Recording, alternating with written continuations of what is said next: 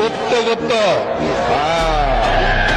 ওনার মতো একজন জাতীয় নেতার মুখে আমরা এই ধরনের তৃতীয় শ্রেণীর রাজপথের বিএনপি কর্মীদের ভাষা আশা করি নাই।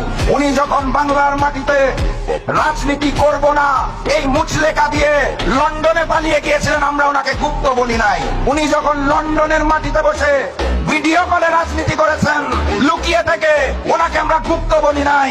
উনি যখন দেশনেত্রী বেগম খালেদা জিয়াকে বালুর ট্রাক দিয়ে আটকে রাখা হয়েছিল, তাও দেশে না এসে বিদেশ থেকে আহ্বান জানিয়েছিলেন, ওনাকে আমরা গুপ্ত বলি নাই। দেশনেত্রী বেগম খালেদা জিয়াকে যখন গ্রেফতার করে তিলে তিলে জেলখানায় অত্যাচার করা হয়েছিল, উনি তাও দেশে আসেন নাই, লুকিয়েছিলেন লন্ডনে, ওনাকে আমরা গুপ্ত বলি নাই। ফ্যাসিস্ট শেখ হাসিনা অগাস্ট মাসের 5 তারিখ পালিয়ে গেলেন, তারপরে উনি দেশে আসতে পারলেন না। 16 মাস সময় লাগলো ওনার দেশের মাটিতে পা দিতে, ওনাকে তো আমরা গুপ্ত বলি নাই।